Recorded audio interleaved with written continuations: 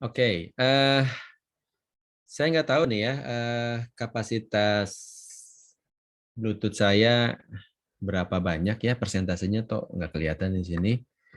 Kalau misalnya tuh, bener ya kayaknya ya, mati ya. Tadi kedengeran nggak ya? Pas. Tadi ada suaranya, Pak. Iya, iya, iya, iya. Ini entah kenapa tiba-tiba balik lagi ke laptop ya, dari sini balik ke laptop seperti itu. Kalau nanti ternyata ada masalah ya, bilang aja ya. Seperti itu. Tadi ada yang resen ya, tapi biasanya resen itu kelihatan di sini kok nggak kelihatan. Silakan kalau mau ada pertanyaan. Saya mau nanya Pak, tapi tentang ekuitas boleh Pak? Sebentar. Ini speaker view. Oke. Safran ya, silakan. Gimana? Ekuitas. Kalau bedanya ekuitas sama compound interest itu apa Pak? Ekuitas dengan compound interest. Oke, nemu di mana compound interest istilahnya? Saya dulu pernah baca-baca tentang investasi properti Pak. Mhm. Oh, dari properti ya. Gimana penawarannya seperti apa? Karena bisa jadi spesifik ya istilahnya ya dengan itu. Tapi bukan properti aja sih Pak, saya bacanya dari saham juga kan. Mhm. Jadi Saham katanya juga. kalau compound interest itu, kalau misalnya punya saham, jadi nanti dari harga sahamnya naik sama dari dividennya naik Pak. Jadi dari dividennya kan dimasukin ke ini buat beli sahamnya lagi. Terus jadi Mhm. apa? eh, Harganya tuh uang yang kita invest tuh jadi makin banyak Pak. Mhm. Apa Iya, salah Pak itu? iya, Jafran. Bagus ya pertanyaannya ya. Jadi gini sebetulnya ya, kalau kalau di tugas kemarin kan juga ada pertanyaan terkait dengan, masih ingat Jafran? Ada pertanyaan terkait dengan ekuitas nomor berapa?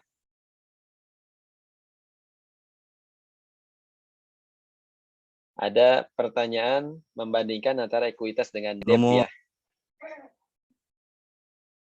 Masih ingat ya? Nah, sebetulnya perbandingan ekuitas itu dengan debt sebetulnya ya. Jadi antara modal, sebentar. Oh,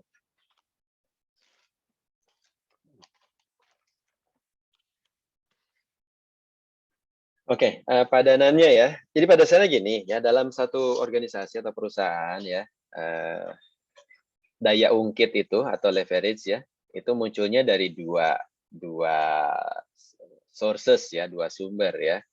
Pertama itu dari ekuitas ya, pada saat ada investasi ya, ada investor menanamkan uangnya ya sebagai kapital ya, sebagai modal pada satu perusahaan gitu ya.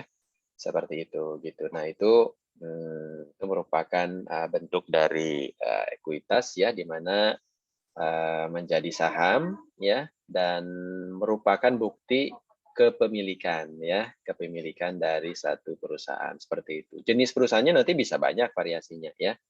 Kita anggap general aja seperti itu gitu. Nah, ini kenapa disebut daya ungkit ya? Karena dengan adanya investasi ya, maka perusahaan memiliki modal awal ya, dan juga bisa jadi nanti modal terus bergerak kan ya, modal awal ditambah modal-modal berikutnya. Kalau misalnya ditambahkan lagi kapitalnya, seiring dengan misalnya perusahaannya untung ya di masa depan, atau ada investasi baru ya untuk meningkatkan growth ya, pertumbuhan dari perusahaan seperti itu, atau misalnya dengan adanya IPO ya, initial public offering, dengan menjual saham kepada publik ya, di pasar kapital ya, di pasar saham seperti itu gitu. Nah, ini leverage yang pertama ya. Kenapa? Karena dengan adanya kapital ya, kapital itu nanti bisa dipakai untuk membeli apa? Masih ingat? Apa sumber daya yang menjadi apa ya? Yang menjadi pekerja kita gitu ya pada saat perusahaan itu berjalan ya, sehingga perusahaan bisa mendapatkan income. Kapital itu dibelikan apa? Atau dibuatkan atau dijadikan apa? Jafran kebayang kira-kira apa yang saya maksud? Iya pada gitu-gitu Pak. Kira-kira apa? Ada yang bisa bantu? Silakan.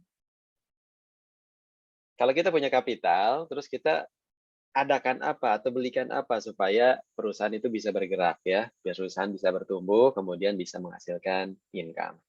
Seperti itu. Ada yang namanya apa? Dari A, Aset, Pak. aset ya, aset atau resources ya, sumber daya, aset. Nah, aset ini kan kalau konteksnya IT saya cerita ya, ada 4 where kan ya. Kalau konteksnya bisnis IT gitu ya, ada 4 where, ada aset yang namanya informasi atau data gitu ya, dataware atau infoware. Kemudian informasi ini datangnya dari software ya, software itu kan mengolah data menjadi informasi seperti itu gitu ya. Kemudian software itu dibantu keberjalanannya oleh apa? Ware yang lain? Hardware. Hardware, Hanif ya. Tuh. Hardware atau perangkat keras atau infrastruktur atau teknologi gitu ya. Contoh misalnya ada sistem operasi Microsoft ya atau Mac OS misalnya. Itu kan software ya, kemudian diinstal di server atau di laptop ya. Laptopnya sendiri itu peranannya sebagai hardware ya, sebagai infrastruktur sebagai teknologi untuk membantu supaya si sistem operasinya bisa berjalan ya. Nah, sistem operasi sendiri dia seolah-olah menjadi hardware bagi aplikasi yang akan diinstal ya di dalam laptop atau komputer ataupun server masing-masing seperti itu. Kemudian, nah tentu ada 3 ware tadi, butuh 1 ware lagi. Apa kira-kira? Brainware, Pak. Brainware, betul sekali ya. Orangnya ya, orang, organisasi, people gitu ya, yang menjalankan itu semua ya agar betul-betul berfungsi dengan baik. Itu konteksnya IT ya. Nah, kalau konteksnya enterprise ya, perusahaan atau organisasi yang lebih luas lagi, maka aset menjadi lebih luas ya. Ingat, istilah aset di dalam financial itu kan adalah apa? Sumber daya yang hidupnya lebih dari apa? Masih ingat? 1 tahun. Yes, 1 tahun. Siapa tadi yang jawab? Hanif? Nah, kelihatan tadi ya. Nah. Novel, Pak itu. Oh, Noval, jawab. Mana Noval? Oh, Noval nggak di layar saya nih. Val, kamu di mana, Val? Di sini, Pak. Masuk nggak? Oh, iya, iya. Nah, ada. Kelihatan ya. Sip. Tadi saya miss. Nah, betul ya. Di atas 1 tahun itu disebut aset ya. Aset.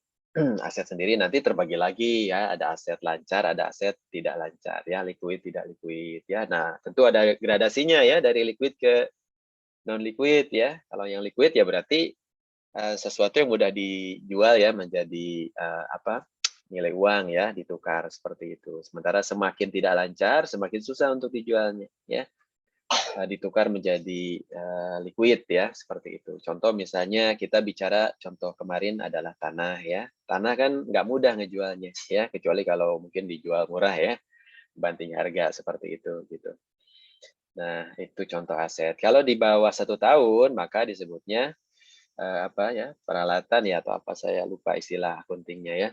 Nah, barang habis pakai lah istilahnya ya barang habis pakai. Anda beli apa ya yang umurnya di bawah 1 tahun ya peralatan lah gitu ya alat tulis kantor misalnya itu kan jarang ya di atas 1 tahun ya peralatannya ya seperti itu. Nah kalau di bawah 1 tahun maka disebut barang habis pakai dan tidak terkena dan tidak disebut aset ya dan tidak terkena yang namanya apa?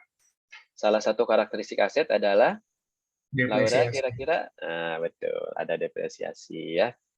Ada depresiasi kalau asetnya aset apa? Jadi aset kan Tidak ada lancar. no Tangible. dalam konteks ini, dalam konteks yang lain nih. Dibagi 2 lagi aset. Apa? Novel mau jawab lagi? Tangible. Ya, ya betul ya, tangible dengan intangible ya, aset nyata dengan aset tidak nyata seperti itu. Sip ya. Nah, artinya pelajaran minggu lalu berarti sudah cukup paham ya, mudah-mudahan semuanya ya. Seperti itu gitu. Nah, itu kurang lebih ya. Jadi dari equity kemana-mana tuh ya. Padahal masih ada satu leverage lagi yang belum belum dijelaskan ya. Yaitu apa? Satu lagi kira-kira. Nikita bantuin dong Nikita. Tadi Kenapa, apa Pak? satu lagi? Aset Leverage satu lagi selain ekuitas apa tadi? Salah satu soal di tugas kemarin masih ingat? debt. Nah, debt ya. Debt itu apa sih?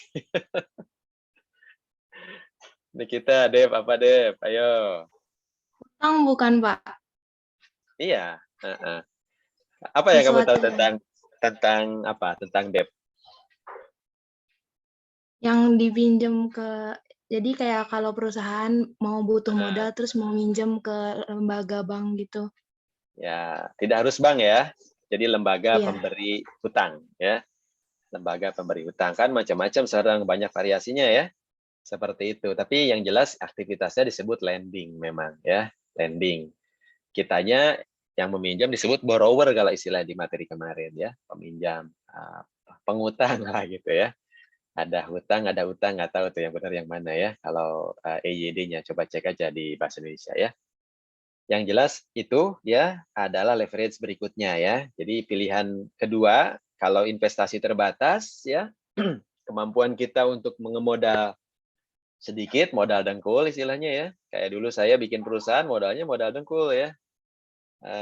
Cuman modal berapa ini aja, modal untuk bayar notaris aja ya. Kemudian nah ada aset kapital, aset ini human capital ya, di mana ngumpulin teman-teman yang punya knowledge, yang punya pendidikan yang baik ya, yang punya sertifikat global ya, sehingga lama-lama akhirnya bisa mendatangkan income juga seperti itu gitu.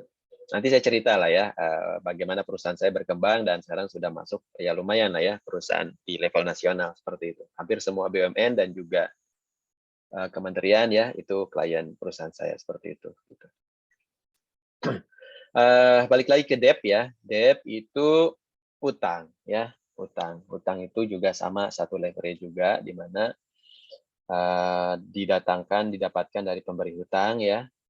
Ingat karena ini datangnya dari ya sebetulnya mau dari luar dari dalam ya. Intinya mau itu investasi ataupun debt ya, utang pada dasarnya kan yang memberi hutang atau yang memberi investasi gitu ya, pengen ada return gitu ya. Pengen ada nilai balik ya, kan ibaratnya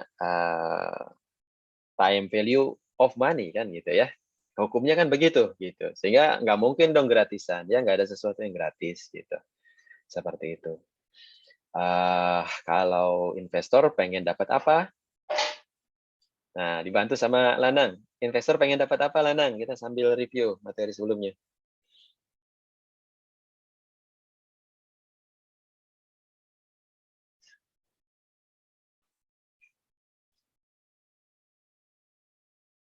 Dibantu sama Return bukan Pak. Apa? Ada Investor pengen dapat apa? In return pengen dapat apa? Dia mau ngasih uangnya untuk jadi saham atau jadi kapital, itu dia pengen dapat apa sih? Return-nya? Dari apa ya kata depannya? Ayo temannya dibantu. Pengen dapat return apa seorang yang memiliki investasi? Bukan, Pak. Dari D. Profit, Pak. Dividen bukan, Pak? Yes, dividen. Ya. Dividen. Dividen ya. Habis dividen gitu. Ya, dividen ini ya keuntungan yang didapatkan ya atau return yang didapatkan oleh pemberi modal ya, pemberi modal bukan memberi sih sebetulnya ya, kayak menitipkan uang ya, seperti itu gitu. Tapi ya agak beda memang ya antara modal saham ya dengan utang. Kalau utang kan lebih strict ya, utang itu memang harus dikembalikan dalam waktu tertentu ya. Baik itu pokoknya maupun juga bunganya seperti itu gitu. Nah, sementara kalau saham kan tergantung dari kinerja perusahaan gitu ya. Jadi memang lebih ke internal kalau pemilik saham itu. Tapi ya kalau perusahaannya berkembang sangat pesat ya, maka pemilik saham juga luar biasa ya, dividennya juga akan berlipat-lipat. Seperti itu gitu. Nah, bedakan dengan profit ya. Tadi ada yang menjawab profit ya. Masih ingat ya? Nah, profit itu konteksnya lebih ke perusahaannya itu sendiri ya. Perusahaan itu mendapatkan untung dari profit itu selisih kan sebetulnya ya. Selisih antara apa? Income ya, pemasukan dengan pengeluaran gitu ya, maka akan mendapatkan profit atau laba ya, seperti itu gitu. Nah, laba ini yang nanti ditumpuk ya, laba ini ditabung, ditumpuk 1 tahun ya, sampai nanti muncul apa istilahnya rapat umum pemegang saham ya. Nah, tujuannya nanti membahas itu. Itu kurang lebih ya. Sekarang kita balik dulu ke debt ya supaya tuntas ya. Nah, kalau tadi butuh dividen ya, return-nya. Sekarang kalau debt ya, si peminjam, si yang meminjamkan itu membutuhkan return apa? Dibantu sama Dava belum kedengaran suaranya. Dav. Ayo Dava.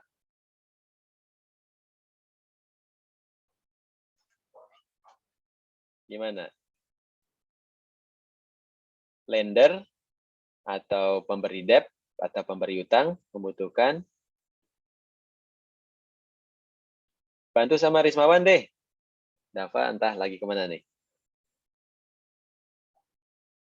Gimana Pak? Ya, lagi di mana nih? Saya masih lagi di rumah Pak, cuman Gimana? jaringannya lagi Jaringannya load Pak, bermasalah. Indihome Iya, bermasalah. iya. Oke, kira-kira gimana menurutmu? Kalau debt itu membutuhkan return apa? Gimana Pak? Putus-putus Pak, sorry maaf Pak. Debt return yang Debt. diharapkan dari debt itu apa? Oh, bunga bukan, Pak? Iya, ya. Pengen bunga yang mana kamu? Bunga Citra Lestari atau bunga uang? Nah, ini dia ya. Jadi bunga itu adalah yang diharapkan ya dari debt ya, seperti itu. Kalau tadi pemilik saham mengharapkan adanya dividen ya. Nah, sementara pemberi debt atau lender ya berharap borrower itu memberikan bunga ya. Tapi jangan bunganya aja ya. Pokoknya juga harus dikembalikan gitu ya, seiring dengan waktu ya. Makanya nanti waktu itu sangat penting. Time value of money itu menjadi T ya, nilai untuk perhitungan rumus menghitung time value of money ya. Kalian harus hafal future value dengan present value ya. Itu yang paling sederhana ya. Nanti akan dikalikan dengan rate ya. Rate itu interest rate ya, seperti itu. Nah, tadi kaitannya interest rate dengan ini ya, dengan compound itu kan sebetulnya ketika bunga berbunga ya, itu ketika kita dapat untung ya, ataupun ketika misalnya si borrower atau si lender itu dia mendapatkan istilahnya bunga gitu ya. Kemudian bunganya itu ditanam lagi ya di sebagai utang lagi kan gitu ya. Maka dia nanti akan mendapatkan utang yang apa ya? Iya betul, utangnya akan bertambah pokoknya gitu ya. Kemudian dia akan berbunga lagi ya, makanya istilahnya jadinya bunga berbunga ya, compounded ya. Seperti itu, compounded interest ya. Seperti itu gitu. Jadi bunga berbunga. Pernah dengar kan ya istilah bunga berbunga ya? Seperti itu gitu. Jadi kalau kalian punya utang nggak dibayar-bayar ya itu pasti kena bunga berbunga ya. Seperti itu. Dan yang paling repot itu ya hati-hati dengan satu bentuk instrumen yang namanya kartu kredit ya. Kenapa? Karena bunganya besar ya. Kartu kredit itu bunga per bulannya itu bisa 3,5%, 4% ya. Bayangin, kalau kamu naruh uang di tabungan ya, 1 tahun paling banter 0,25, 0,5% gitu ya.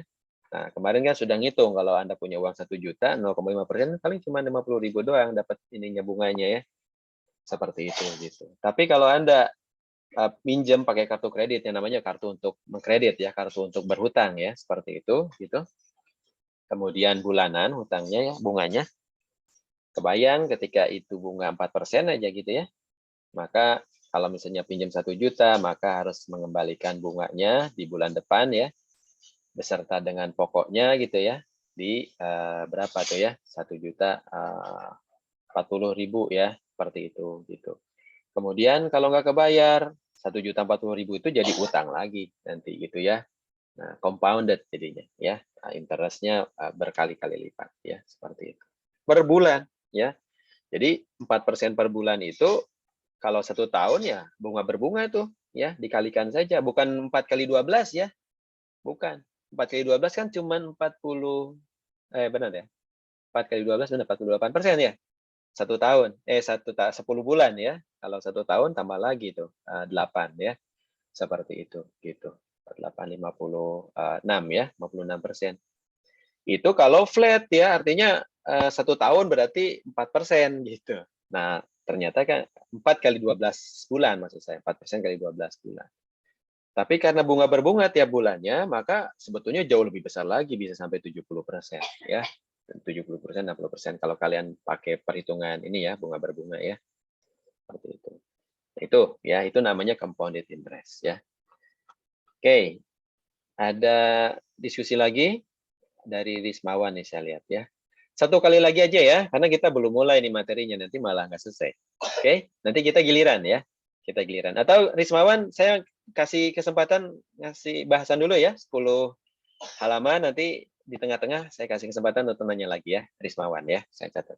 Seperti itu. Oke, setuju ya? Baik Pak. Jadi ini saya nggak usah nanya aja dulu gitu, gimana Pak? Ya nanti aja, ya nanti aja. Oke, sip. Oke, Pak. Jangan lupa dicatat aja pertanyaannya.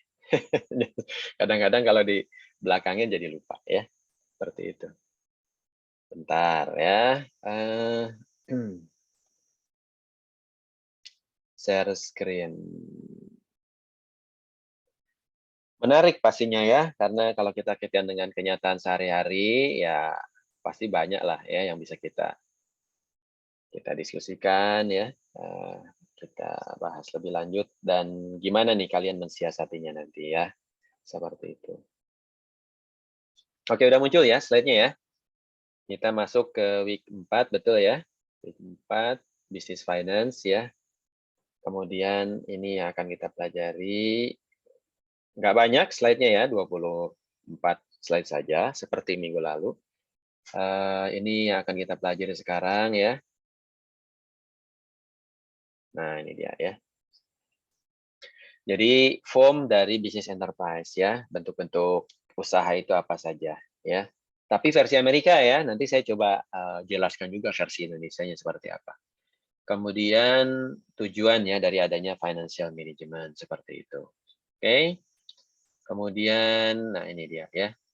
Business finance ya, kita bisa mengklasifikasikan ya, ada 3 jenis grup lah pengelompokan ya. Kenapa ada decision ya terkait dengan business finance. Pertama adalah decision investasi ya. Nah, ini sebetulnya apa yang kita bahas tadi ya, ketika Anda belajar rumusan terkait dengan future value dengan present value ya. Nah, tujuannya itu untuk salah satunya ya, mengetahui atau bisa memutuskan terkait dengan investasi ya. Tadi kan kita sempat bahas ya bahwa IT di satu organisasi dalam konteks strategis ya per 5 tahun biasanya ya bisa lebih cepat karena teknologi itu bergerak dengan sangat pesat ya. Itu ada yang namanya IT master plan ya, ada ada apa digital strategi tadi ya seperti itu. Nah, itu tentu akan teridentifikasi ya, kalian akan investasi di mana saja ya, pada aset apa saja seperti itu, gitu ya. Nah, tentu untuk memilih ya mana yang lebih baik, yang lebih prioritas, maka kita perlu membandingkan satu sama lain ya semua ide yang ada, gitu ya. Misalnya dalam konteks IT ya, pengen membangun aplikasi SDM misalnya ya, pengen membangun aplikasi keuangan ya, financial misalnya ya, akunting misalnya, atau pengen implementasi menggelar infrastruktur bisa jadi, atau memiliki pusat data misalnya gitu. Itu semua kan jenis-jenis investasi di sisi IT gitu ya. Kalau di sisi enterprise macam-macam ya, tergantung dari bisnisnya ya. Kalau di luaran dari IT ya, di perusahaan secara umum. Beda-beda perusahaan, beda-beda ini jenis-jenis investasinya ya, tergantung dari bisnisnya dia, seperti itu. Nah, tentu kita perlu bandingkan ya semua usulan tadi ya. Nah, disitulah nanti akan muncul yang namanya investment decision ya. Uang yang sudah disimpan, dititipkan gitu ya oleh investor gitu ya, maka perlu dibelanjakan dalam tanda kutip gitu ya kepada investasi supaya apa? Supaya bisa menghasilkan aset yang menghasilkan income gitu ya. Seperti itu gitu. Jadi tidak mungkin disimpan begitu saja di tabungan gitu ya, nggak akan dapat gitu ya, nggak akan kejar income-nya. Harus dijalankan gitu ya, bisniskan seperti itu gitu. Nah, itu ya makanya nanti kita akan menghitung ya dari berbagai usulan yang ada, investasi yang ada, rencana investasi yang ada itu nanti akan dibandingkan satu sama lain ya. Kita perlu modal berapa, kita akan dapat uang berapa, ya kapan akan pertama kali dapat uangnya gitu ya, income-nya. Kemudian berapa dapatnya gitu ya, kemudian berapa lama akan dapat gitu ya. Sampai berapa lama tahun ke depan misalnya ya. Apakah asetnya akan habis atau tidak yang menghasilkan income tersebut gitu. Nah, pasti akan habis pada dasarnya ya, karena terkena depresiasi seperti itu gitu. Nah, disitulah nanti ada perhitungan-perhitungan ya, memperhitungkan segala macam berapa besar investasinya, berapa besar kapan dia akan mendapatkan income ya, berapa besar income-nya, tiap dapat berapa gitu ya. Kemudian terkena depresiasi seperti apa sih asetnya sehingga pada satu saat nanti aset itu akan habis ya, tidak bisa dipakai lagi, rusak bisa jadi ya atau memang habis nilai pakainya. Seperti itu. Nah, itu semua akan memberikan yang namanya ini ya, future value ya, nilai-nilai income yang akan kita dapat di masa depan gitu ya. Kita perlu tarik semua ya ke present value ya, ke masa sekini ya. Untuk apa? Tujuannya untuk memutuskan ya mana yang layak untuk kita investasikan ya, kita prioritaskan seperti itu. Ujung-ujungnya kalau kita tarik ke masa sekarang ya nilainya, maka kita akan bisa bandingkan ya kalau investasi A itu lebih menguntungkan dibanding investasi B misalnya ya. Salah satu rumusnya misalnya kalian bisa searching ya, namanya NPV ya, Net Present Value gitu. Nah, itu silakan dibuka ya. Silakan dibuka. Di materi ini saya lihat belum ada rumus ya. Nanti kita bisa latih kalau masih ada waktu ya. Seperti itu gitu ya. Nah, pada dasarnya nanti tentu kepraktisannya adalah ketika kalian berlatih menghitung ini ya, menghitung investment decision seperti itu. Kemudian financing decision, ini juga lain hal ceritanya ya, ketika kita misalnya pengen memberikan pembiayaan ya, kita pengen mendapatkan ya pembiayaan ya, acquisition of fund ya, pengen dapat utang ya atau pengen dapat investasi tambahan gitu ya, kan cuma dua ya leverage itu ya di dalam perusahaan itu gitu ya. Nah, itu untuk membiayai ya si keberjalanan dari perusahaan ya. Day to day operation-nya lah istilahnya gitu ya. Kan ada membiayai orang, membiayai operasional ya dan segala macamnya seperti itu. Kemudian ada juga dua-duanya ya. Misalnya nih ada satu perusahaan ya pengen mengakuisisi ya perusahaan yang lain. Nah, itu kan sebetulnya dalam konteks investment decision ya. Tapi untuk bisa membeli ya, untuk bisa acquired, akuisisi, dia juga butuh perencanaan financing-nya gitu ya. Karena duitnya besar gitu ya. Dia tidak punya duit besar juga saat itu, dia juga harus berpikir ngutang gitu ya. Atau bisa jadi IPO gitu ya, atau menjual saham dia atau bagaimanapun caranya supaya mendapatkan kapital ya. Seperti itu gitu. Nah, ini ya both investing and financing decision gitu ya. Jadi ibaratnya memutar uang, memutar kapital gitu ya. Karena nggak punya uangnya ya, tapi saya punya investasi target ya akan mendapatkan berapa dari investasinya.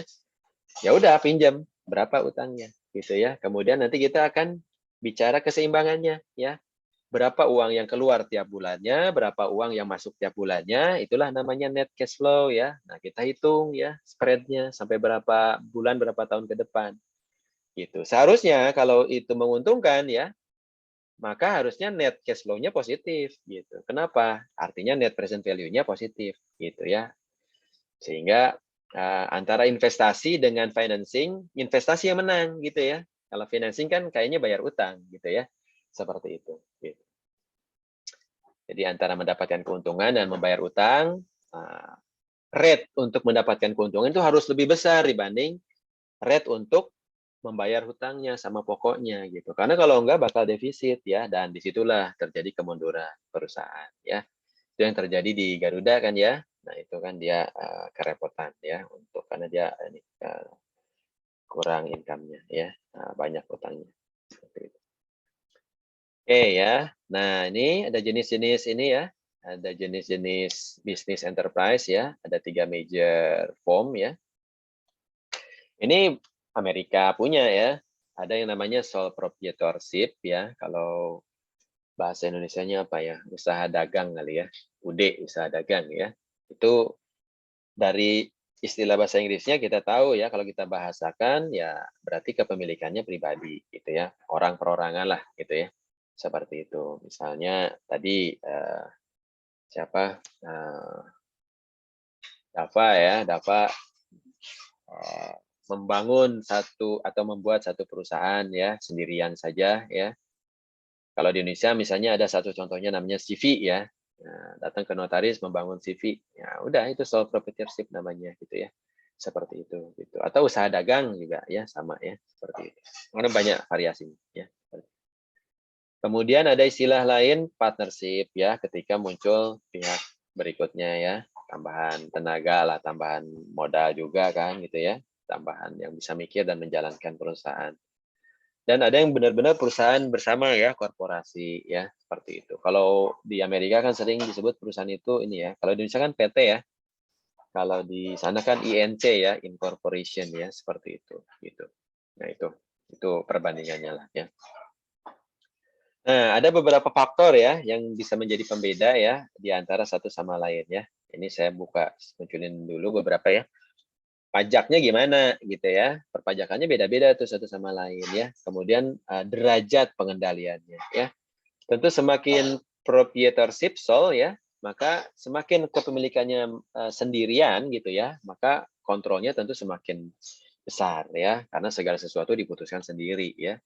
Kalau semakin corporation, maka kontrolnya akan semakin tersebar ya ke beberapa orang berbagi tugas seperti itu gitu. Bahkan kalau perusahaannya udah sangat besar ya, nanti ada yang namanya, kalau di Indonesia ya, karena menganut perusahaan dari Eropa ya, karena pernah dijajah dari Eropa gitu ya, sehingga terwarisi sistem Eropa, maka di perusahaan itu ada yang namanya board of commissioner, ada board of director ya, 2 layer. Ada yang fungsinya pengawas, ada yang fungsinya pelaksana ya, manajemen eksekutif seperti itu. Sementara kalau Anda ke Amerika ya, Anda nggak akan temukan dewan komisaris ya. Yang ada ya board saja ya. Ada yang sifatnya eksekutif, ada yang non eksekutif ya. Jadi satu lapis saja seperti itu. Ada yang sifatnya pengawas dan pelaksana tapi di dalam satu layer. Seperti itu gitu. Nah, kemudian ada beban dari si owners ya, pemilik gitu. Nah, semakin sendirian semakin berat sebetulnya bebannya ya, karena nanti kalau ada apa-apa ditanggung sendiri. Gitu ya. Beda kalau misalnya jenis-jenis yang lain ya, ada yang ditanggung renteng ya, dan ada yang bahkan ditanggung benar-benar perusahaan ya. Sehingga kalau perusahaannya bermasalah yang nanggung adalah perusahaannya itu sendiri ya. Kalau bangkrut ya perusahaannya yang bangkrut ya, tapi pribadinya nggak ikut bangkrut gitu ya. Seperti itu, nggak kebawa ya, seperti itu. Nah, ada yang seperti itu gitu ya. Kemudian seberapa mudah ya transfer ownership-nya gitu ya. Misalnya memindahkan saham dan segala macamnya gitu ya. Jual saham dan segala macamnya seperti itu. Kemudian ability untuk raise additional fund ya, kemampuan untuk mendatangkan fund ya. Semakin perusahaannya semakin terbuka ya, semakin banyak pihak yang terlibat di sana bertanggung jawab, maka akan semakin dipercaya sebetulnya ya, logikanya gitu ya. Semakin dipercaya oleh lender ya atau investor yang lain kalau mau ditambah lagi ya kapitalnya seperti itu gitu. Kenapa ya? Karena tadi ya kalau semakin personal kan yang dipegang orang perorangan gitu ya. Tapi kalau semakin menjadi perusahaan besar, yang dipegang sistemnya, gitu ya, bukan orang per orangnya, seperti itu. Gitu. Nah, kemudian longevity dari bisnisnya, ya, longevity itu apa ya istilahnya, umur lah, gitu ya, umur dari bisnisnya, ya. Pribadi sendirian, ya cenderung ya gampang juga selesainya, gitu ya. Tapi kalau rame-rame ya bersama-sama pakai sistem, maka kemungkinan untuk bisa terus growth ya, bisa terus growing ya, akan lebih besar ya, seperti itu gitu. Itu ya. Nah, sekarang kita masuk ke detailnya ya untuk proprietorship. Di sini sole proprietorship dimiliki oleh satu orang saja ya. Ini paling sederhana ya, paling gampang dibangun seperti itu. Kemudian taxing-nya ya, perpajakannya juga nempel ke pajak penghasilan sendiri ya, seperti itu gitu. Kalian kan mungkin belum punya PPh ya, kalau nanti sudah ada income maka wajib kena pajak ya, pajak penghasilan seperti itu. Kalian misalnya nanti jadi apa ya, asisten atau asisten dosen misalnya ya, atau punya proyek ya, pasti itu sudah mulai itu ada perpajakannya ya. Dan sebetulnya ketika kalian beli barang apapun juga udah kena pajak ya. Nah, itu namanya PPN ya, pajak pertambahan nilai. Mau beli permen kek, mau beli apapun gitu ya, sampai beli mobil sekalipun gitu, semua itu kena PPN ya. Seperti itu, pajak pertambahan nilai. Kemudian berikutnya ya, ownernya liable ya terhadap debt dari bisnisnya. Jadi ya kalau ada hutang, ya hutangnya ke bawah sama pribadi itu ya. Jadi kalau ternyata rugi perusahaannya ya, ke bawah ruginya ke rumah tangga gitu ya, ke dirinya sendiri. Artinya hutang perusahaan adalah hutangnya sendiri, seperti itu. Gitu. Kemudian ownernya control fully ya, pasti ya. Kemudian ya bisnisnya akan berhenti ketika ownernya juga berhenti ya, seperti itu. Tiba-tiba ownernya meninggal ya berhenti juga bisnisnya ya, seperti itu. Gitu. Oke ya, tapi ini ya ibaratnya awalan ya untuk small ya bisnis yang inilah kecil gitu ya, seperti itu gitu. Pastinya juga terbatas untuk bisa mendapatkan pinjaman ya, karena ya ini kan yang dipercaya orangnya jadinya ya dibanding sistemnya seperti itu gitu. Itu karakteristiknya ya. Kemudian ini ya ada beberapa keuntungan dan disadvantage-nya ya. Kekurangannya apa saja? Tadi sudah dibahas sebetulnya ya, soal business decision maker, kemudian menerima semua income-nya ya, income perusahaan, income-nya dia jadinya ya, full seperti itu. Beda dengan kalau income perusahaan PT ya, itu income perusahaan dengan income pribadi beda ceritanya. Kalau dia owner juga sekaligus sebagai manajemen ya, maka dia akan mendapatkan salary, gaji gitu ya, selain dividen. Tapi kalau dia tidak ikut bekerja ya, mengelola perusahaan, maka dapatnya cuma dividen saja, gitu ya. Seperti itu. Nah, itu bedanya ya antara sole ownership dengan ini ya, sistem bersama tadi seperti itu.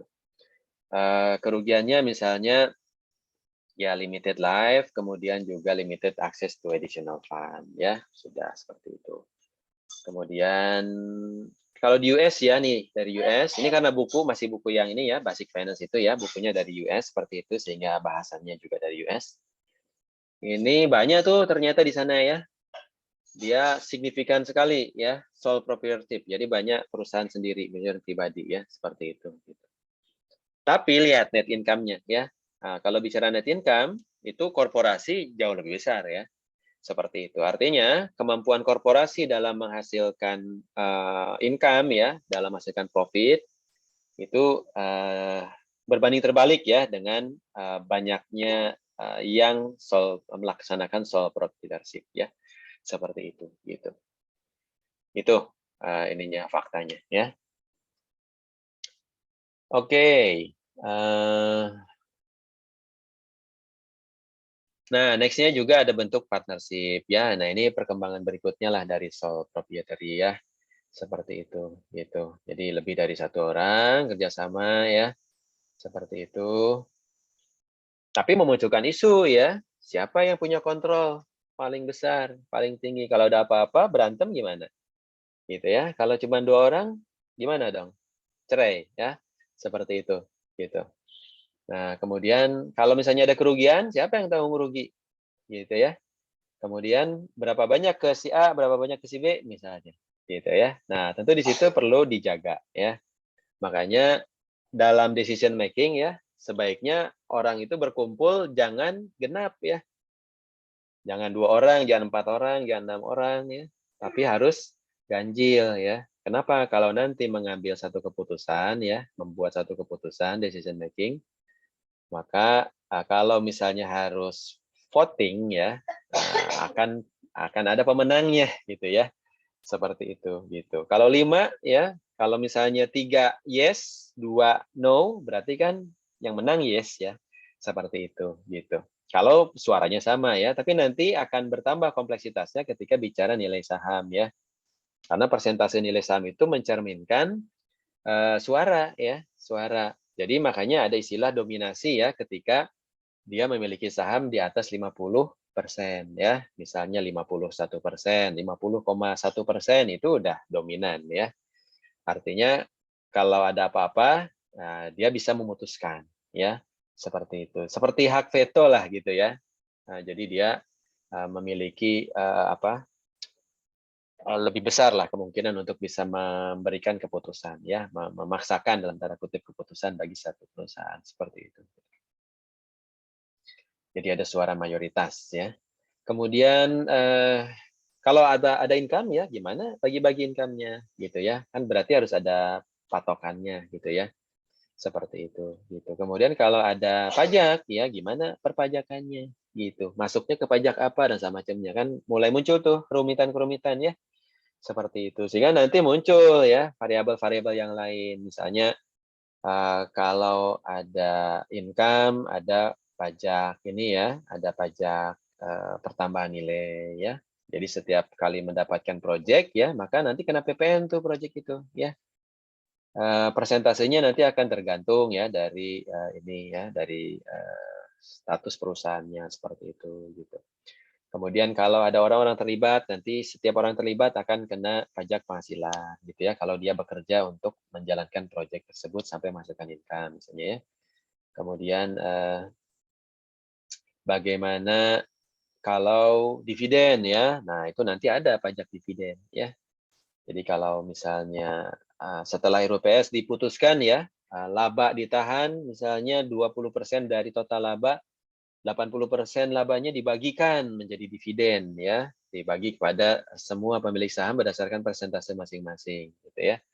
Nah, itu langsung tuh kena pajak tetap ya, pajak dividen namanya ya, 10% kalau nggak salah.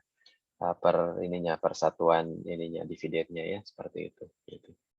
Jadi banyak ya setiap stream income ya dalam bentuk apapun itu negara pasti mengharapkan ya, mewajibkan adanya pajak ya. Nah, ketika seseorang atau perusahaan itu menghindari pajak, nah itulah yang disebut sebagai pengemplang pajak ya. Jadi dia tidak membayar pajak ya, bisa jadi menyembunyikan ya, menghitung dengan cara yang salah ya, atau istilahnya ya, yang istilah kerennya financial engineering ya, financial engineering. Jadi diatur sedemikian rupa, termasuk kalau konteksnya tax ya, berarti tax ini ya, tax planning bahkan disebutnya ya. Jadi berencana agar si taxnya itu sebetulnya tax planning itu istilah positif ya, jadi berencana ngatur supaya teksnya seoptimal mungkin lah. Kalau nggak mau disebut minimal ya, kalau minimal kesannya kan pelit gitu ya, seperti itu gitu. Nggak mau nyumbang ke negara ya, seperti itu gitu. Ini macam-macam juga nanti ya bicara pajak itu, karena ada negara yang pajaknya besar banget seperti Swedia ya, termasuk yang paling besar di dunia. Indonesia sih masih cukup minimal ya seperti itu gitu. Ada dari angka 2,5%, 5%, 7,5%, 10% ya sampai yang paling tinggi itu 30% ya ininya berlapis seperti itu. Sementara kalau di Swedia itu tax paling awal aja ya untuk income paling kecil aja udah 20% misalnya ya seperti itu gitu. Nah itu beda ya bisa sampai pajak penghasilannya bisa sampai 60% ya. Bayangin kalau Anda punya gaji 10 10 juta aja per bulan gitu ya, sederhananya ya. Ketika dikasih pajak 60% yang artinya 6 juta itu harus dibayarin lagi ke negara. Seperti itu gitu ya. Nah, itulah ada beberapa negara yang seperti itu gitu ya. Tapi nilai balik ininya ya fasilitasnya juga besar ya, seperti itu gitu. Itu contoh lah ya. Nah, beberapa isu ya tentu diputuskan dengan laws-nya ya. Ada laws, ada regulation. Laws itu undang-undang ya. Undang-undang di bawah undang-undang dasar, undang-undang ya. Kemudian saya udah cerita juga ya.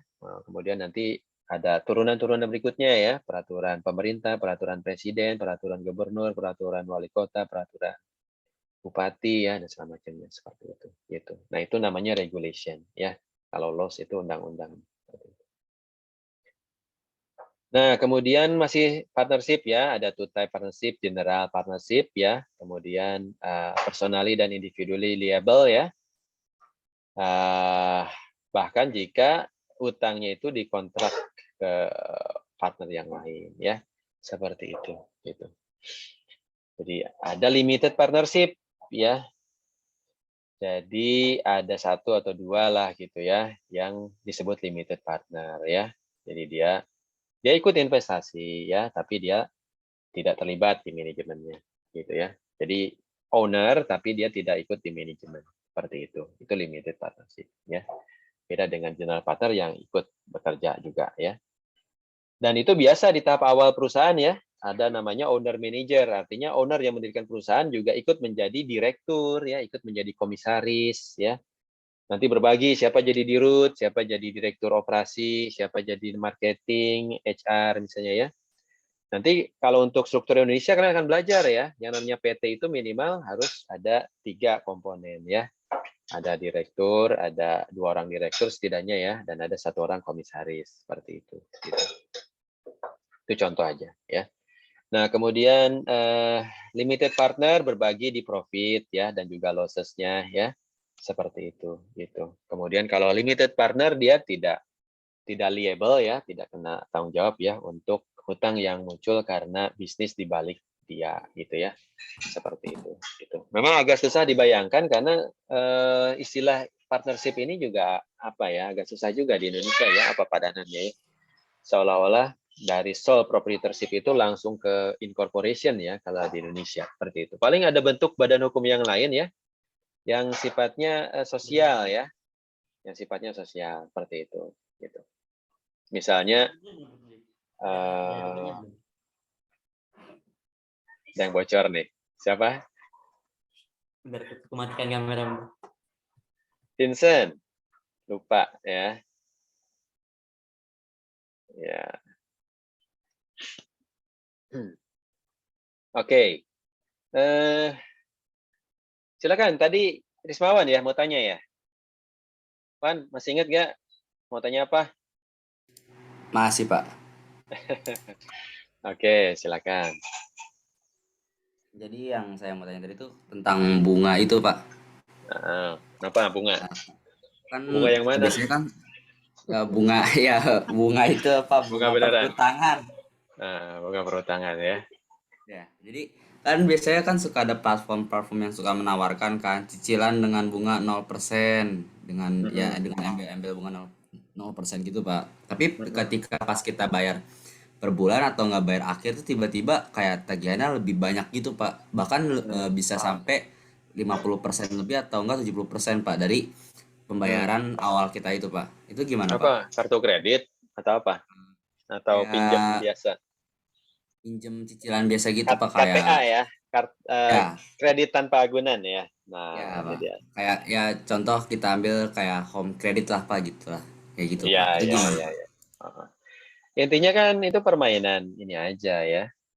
Jadi esensinya gini lah ya. Kalau Anda apa ya, pengen berhutang dengan baik ya, otomatis akan menjadi pengutang yang tidak baik gitu ya di mata kreditur. Kesannya begitu. Kenapa? Karena kalau Anda sebagai pengutang yang baik, Anda akan berusaha ya untuk kalau bisa ya meminjam itu tanpa bunga gitu ya. Karena tadi kan ada embel-embel bunga 0% tadi seperti itu gitu.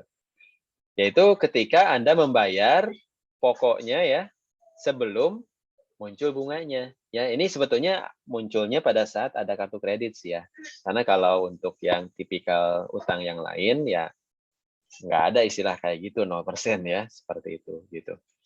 Nah, kalau Anda berhutang pakai kartu kredit ya, akan ada masa di mana Anda diberikan keleluasaan untuk bayar langsung si pokoknya tanpa memunculkan bunga gitu ya.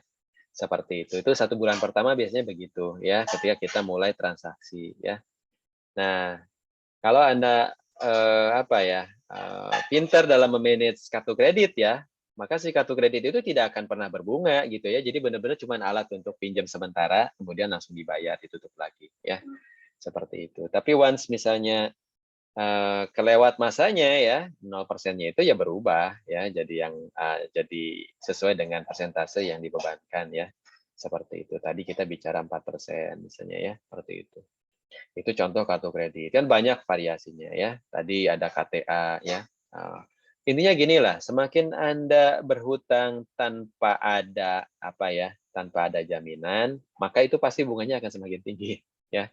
Seperti itu. Kenapa? Karena risiko bagi si pemberi pinjaman semakin besar kan ya. Ingat hukumnya ya. Semakin tinggi risiko, maka berharap return-nya juga semakin tinggi. Kalau di keuangan kan gitu ya. Seperti itu. Risk itu harus sebanding dengan return gitu ya.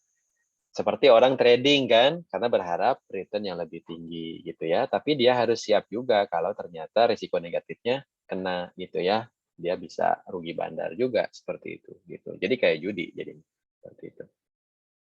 Nah, tadi balik lagi ya contoh kayak KTA gitu ya, home credit atau apa. Kalau home credit ya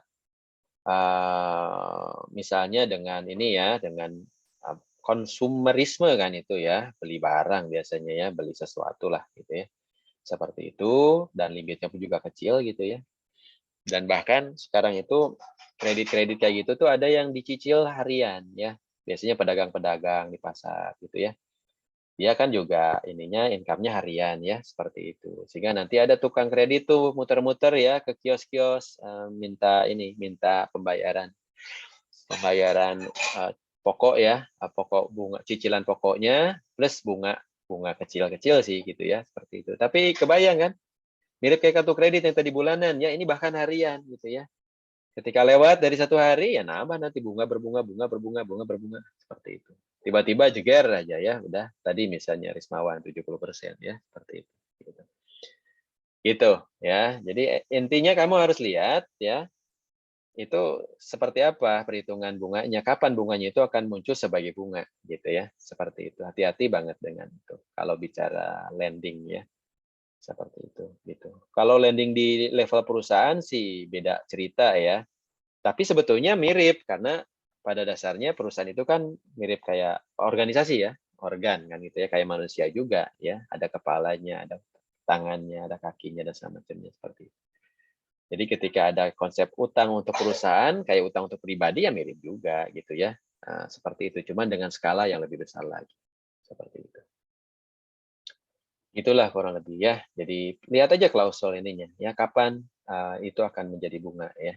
Seperti itu. Dan rumusnya sebetulnya yang paling mudah ya itu, rumus bunga berbunga tadi ya.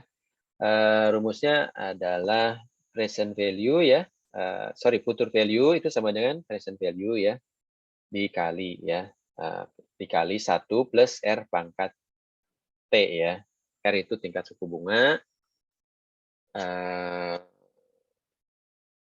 T itu adalah waktu ya. Nah, waktunya tergantung kapan siklusnya berjalan. Ada yang tahunan yang standar itu ya, per tahun. Ada yang bulanan kayak kartu kredit, bahkan ada yang tadi kayak home credit gitu ya, atau kredit pasar gitu, harian bahkan gitu ya. Jadi timingnya per hari dia akan berbunga seperti itu. Semakin dekat timingnya, semakin mahal sebetulnya itu bunganya ya, semakin ngeri ya. Dan semakin mudah terjebak pada bunga berbunga ya, karena hari pertama nggak bisa bayar ya langsung kena bunga berlipat ya. Utang saat itu, utang yang kemarin beranak lagi gitu ya. Kemudian terus ya hari-hari berikutnya sampai terlilit hutang, ada istilahnya kan, dan nggak bisa bayar hutang gitu ya. Seperti itu gitu. Kan banyak juga kasusnya kayak gitu ya.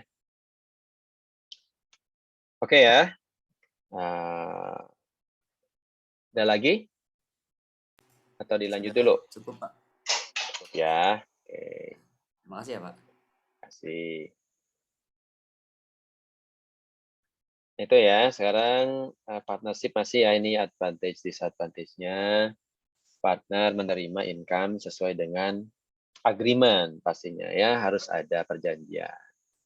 Kemudian income ya dari bisnis dipajakin ya. Once as the partner personal income. Jadi ini masih ada kaitan dengan personal income ya, seperti itu. Kemudian decision making race-nya ya pada general partner owner ya. Jadi ya yang berhak untuk ini ya, berhak untuk memutuskan operasional ya, itu biasanya ya yang manajemennya ya, yang mengelola kesehariannya seperti itu. Kalau yang cuman ownership saja biasanya tidak terlalu ini ya, tidak terlibat ya dalam keputusan penting ya, seperti itu gitu. Tergantung sih ya, banyak mekanismenya tapi esensinya kurang lebih seperti itulah ya. Semakin pasif maka semakin dia juga tidak memiliki privilege atau berkurang privilege-nya ya untuk mengatur keseharian dari si perusahaan. Gitu ceritanya ya. Kekurangannya juga masih ya, semua partnernya liable untuk semua utang. Kemudian, jadi masih mirip seperti yang personal tadi ya, tapi ini dibagi gitu ya, seperti itu. Kemudian, hidupnya juga masih tergantung dari semua partner yang ada gitu ya, hidup dari perusahaannya. Kemudian juga akses ke fund juga limited juga ya. Tentu lebih besar sih dibanding perorangan ya, karena lebih banyak orang yang bisa dikejar pertanggungjawabannya ya. Nah, ini yang profesional ya korporasi ini, ya korporasi seperti itu. Dia tentu ada laws-nya ya, kalau di Indonesia itu lewat notaris segala macam ya, Kemkumham ya. Kemudian ada standar penamaan juga, nggak boleh sembarangan ya. Kemudian ada standar ownership juga ya, yang tadi saya sebutkan minimal ada 3 komponen tadi ya. Konfigurasi paling sederhana itu 2 direktur, 1 komisaris misalnya untuk PT gitu ya, kalau Indonesia. Tentu ada beberapa yang lain ya, jenis-jenis perusahaan yang lain. Kemudian juga kalau sifatnya sosial juga ada ya badan hukum yang lainnya, misalnya perkumpulan ya. Kalau Anda bikin asosiasi misalnya ya, kemudian ada anggotanya gitu ya, nah itu namanya perkumpulan ya. Kayak saya bikin asosiasi profesi ya, namanya ISAKA Indonesia Chapter yang mengeluarkan sertifikasi audit sistem informasi, CISA misalnya itu paling terkenal ya. Ada PMI misalnya untuk project management ya yang mengeluarkan sertifikasi PMP. Nah, kalau mau membangun atau membuat badan hukum yang cenderung sosial tadi di Indonesia ya, karena kan itu per lokal ya, per negara itu luasan hukumnya ya, ininya exposure-nya seperti itu. Nah, itu biasanya perkumpulan ya, ada membership-nya, membership nanti akan nyumbang ya, biaya membership seperti itu, ada ketuanya, ada board-nya gitu ya. Ada dewan pengawasnya kayak gitu ya. Seperti itu. Itu ada koperasi kalau Indonesia ya, cooperation gitu juga itu salah satu bentuk ya, ada yayasan juga ya. Yayasan. Jadi macam-macam juga ya untuk badan hukum yang cenderung sosial ya. Nah, sementara badan hukum yang komersial ya tadi yang kita contohkan ya. Nah, di Indonesia ada beberapa ya, ada CV, ada PT yang paling terkenal ya. Seperti itu gitu. Kemudian file articles ya, incorporation. Jadi pasti nanti akan ada yang namanya by law ya. By law itu akta ya. Akta by law itu bahasa Inggrisnya.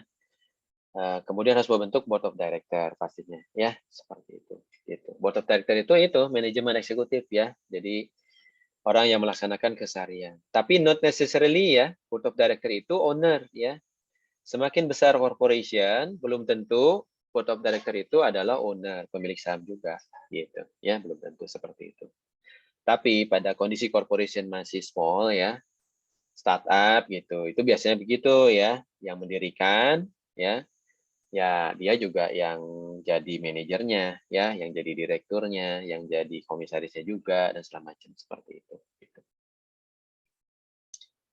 Kemudian corporation ya, ini ayat-ayat terkait dengan corporation ya, legal name-nya ya, kalau Indonesia kan harus disahkan oleh Kumham ya, nggak boleh sembarangan juga, gitu. Kemudian sertifikat ini memberikan hidup kepada korporasinya ya, semacam kontrak ya antara korporasi dengan ownernya. Nah, pada saat nanti membangun perusahaan ini ya di awal diresmikan ya, perusahaan hidup ya dengan adanya pengumpulan kapital ya dalam bentuk saham, nanti dicatatkan oleh notaris ya di dalam aktanya seperti itu. Maka perusahaan mulai bergerak ya, dan nanti siapa yang jadi manajemennya ya, itu juga ada di dalam aktanya seperti itu. Gitu. Nah, kalau nanti ada RUPS ya, kemudian RUPS itu biasanya tiap tahun ya, rapat umum pemegang saham, biasanya setelah akhir tutup buku ya, di akhir tahun, kemudian siklus akuntingnya selesai ya, maka nanti akan dihitung ya, laba ruginya, neracanya ya, kemudian laporan keuangannya seperti apa, diaudit ya. Semakin besar, maka auditnya semakin dilakukan oleh profesional ya, seperti itu. Tadinya mungkin bahkan tidak diaudit sama sekali ya, seperti itu. Paling cuma diperiksa oleh bagian keuangan ya, kemudian manajemennya percaya saja gitu ya. Tapi makin lama nanti makin ada kebutuhan untuk diaudit oleh pihak ketiga ya, karena nanti kalau misalnya dia harus kontrak dengan pihak yang lain, kadang ada tuh syarat ya bahwa Anda harus diaudit laporan keuangannya gitu. Kalau enggak saya nggak mau kerjasama dengan Anda. Nah, nanti auditornya pun berlevel ya, ada auditor cetek gitu ya, bayar berapa juta saja per satu kali ngaudit gitu ya. Sampai ke auditor Big Four ya. Auditor Big Four tuh kayak EY, KPMG ya, Deloitte, PwC misalnya ya. Itu kan nama-nama besar ya, 4 nama besar di dunia seperti itu. Di mana ya memang mahal banget biayanya ya, tapi namanya juga luar biasa ya. Orang percaya kalau misalnya yang mengauditnya mereka seperti itu, gitu ya. Oke, by the way, ini masih muncul ya suara saya ya? Masih, Pak. Masih ya. Nah, khawatirnya tiba-tiba baterainya habis. Kasih tahu ya kalau ternyata nggak kedengaran suaranya. Kemudian apalagi ya terkait dengan shares. Nah, ada istilahnya unit of ownership ya. Jadi nanti lembar saham itu akan tercatat di dalam akta ya. Dan nanti besaran organisasi itu akan tergantung dari besaran saham yang disetor ya. Kapital yang disetor yang dicatatkan di dalam akta gitu ya. Seperti itu gitu. Itu saya lupa ya persisnya ya, untuk dari berapa ke berapa maka masuk kategori perusahaan kecil ya modalnya. Dari ya itulah bertingkat ya, ada menengah dan ada besar ya, seperti itu. Gitu. Itu di surat izin usaha ya. Jadi macam-macam itu nanti ya syarat-syaratnya ya, ada surat domisili, surat izin usaha, surat apa lagi ya, surat ketenangan apa ya, izin dari tetangga segala macam kayak gitu tuh ada tuh ya, seperti itu kan. Kadang-kadang kalau bikin pabrik segala macam kan memang nggak boleh ya di daerah yang padat penduduk gitu ya. Nah itu contohnya kenapa butuh ada ini. Kalau misalnya dia menghasilkan dampak lingkungan, maka ada AMDAL-nya juga ya, analisa mengenai dampak lingkungan gitu ya. Misalnya mengeluarkan limbah kalau pabrik ya, seperti itu gitu. Itu semua ada syarat-syarat beda-beda ya tiap negara ya. Nah, ini by law-nya ya terkait dengan akta ya. Di dalam akta tadi ada beberapa komponen ya. Siapa yang punya saham, berapa masing-masing lembar saham ya, berapa nilainya gitu ya. Nah, ini nanti akan berbeda ceritanya ketika sudah initial public offering ya, sudah dijual ke publik ya melalui pasar saham ya. Jadi nanti ada namanya market value ya, market value. Jadi saham itu kalau kita kalau kita tidak jual ya ke publik ya, maka ya saham itu sesuai dengan nilai aslinya seperti itu. Gitu.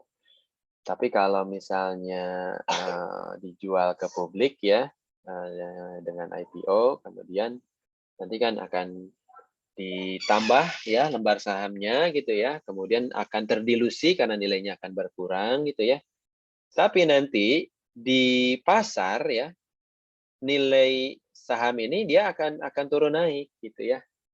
Ada yang namanya market value gitu ya. Nah, makanya kenapa ada jual beli saham ya, dan ada orang yang mengkeep saham ya sampai terus gitu ya, sampai lama gitu ya. Kalau perusahaannya memang growth terus karena dia bertumbuh market value-nya ya. Jadi kalau dia dijual lagi itu nilainya sudah berkali-kali lipat dari nilai asli yang tertera di dalam akta gitu. Itu namanya market value ya.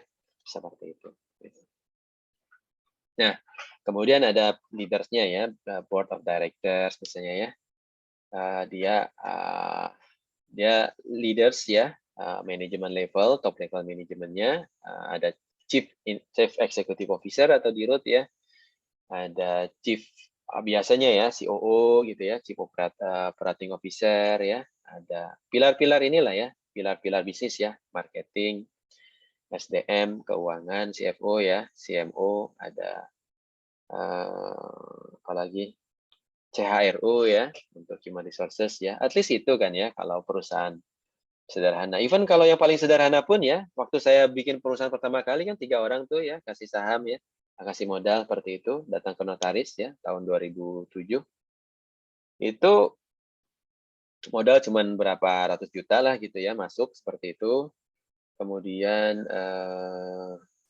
ya itu kan modal itu disetor ya, dijadikan biaya operasional pastinya ya, untuk menghidupi perusahaan beberapa waktu ke depan. Seperti itu. Yang kerjanya juga kita juga gitu ya. Kalau entrepreneur kan gitu di awal ya, owner manager ya. Kemudian mulai itu merekrut staff ya, ada staff administrasi, nanti administrasi nanti akan berkembang, ada staff keuangan, ada staff HR ya, ada staff marketing ya, dan lain sebagainya ya. Kalau saya karena perusahaan konsultan ya, dan perusahaan training ya, nanti ada trainer, ada konsultan juga gitu ya. Seperti itu, ada tim administrasi dan segala macamnya seperti itu. Gitu. Nah, board of director minimal tadi ya, minimal ada 2 board of director dan minimal harus ada 1 komisaris ya, seperti itu sebagai pengawas. Itu kalau di Indonesia ya, kalau di US di tempat-tempat lainnya beda-beda tergantung laws-nya ya, seperti itu gitu. Ini keuntungannya ya. Nah, setiap partner dia akan bertanggung jawab ya. Tapi sebetulnya dalam konteks korporasi ya, korporatnya yang tanggung jawab seperti itu. Gitu. Kemudian dia lebih ini ya, lebih luas untuk meminjam ya, karena berdasarkan sistem ya, bukan orang perorangan, trust-nya seperti itu. Nah, tentu akan diberikan pinjaman di awal itu ya, tidak akan ada yang mau ngasih pinjaman kecuali ada kolateral ya. Kolateral itu jaminan ya. Nggak ada bank manapun juga akan mau kasih ya.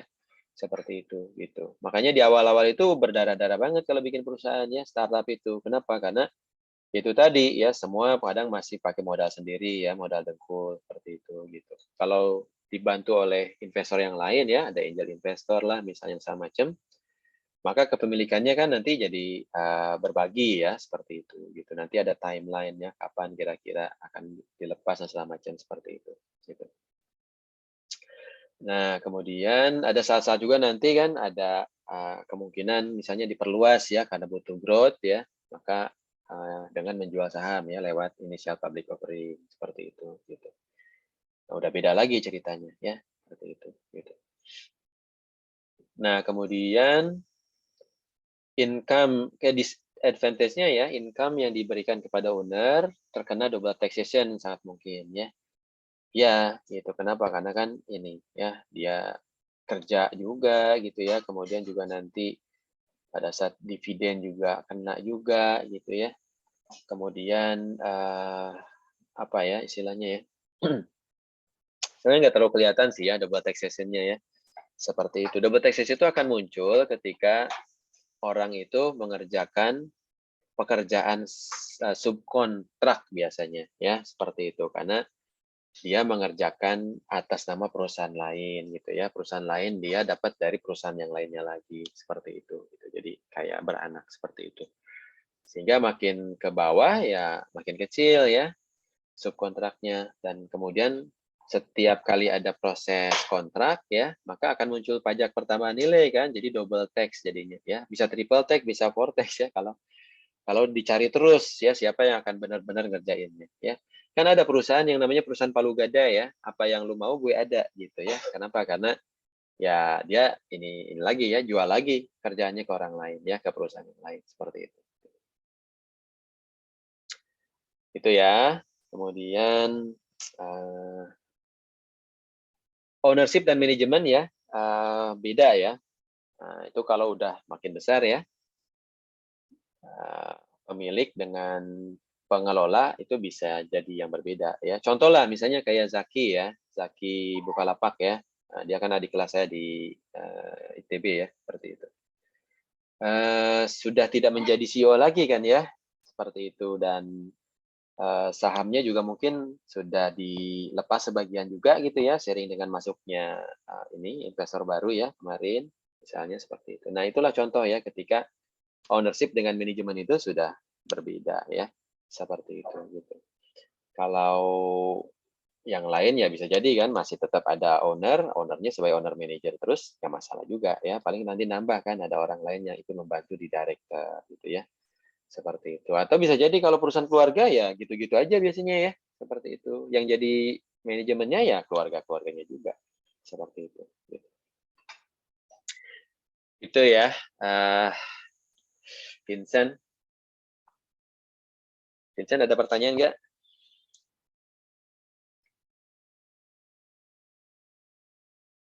Nah, Untuk saat ini belum, Pak. Belum ada, Pak. Oke. Objektif dari financial management ya. Nah, ini udah masuk ke financial managementnya ya. Nah, terkait dengan maksimisasi ya, well-being, wealth, dan juga ownernya ya. Seperti itu. Gitu. Misalnya mendistribusikan ya income ya kepada shareholder ya. Mau gimana nih ngatur mekanismenya ya tadi. Karena secara akuntingnya ya ketika perusahaan income, kemudian dia punya cost ya. Nah, di situ nanti akan muncul profit, laba.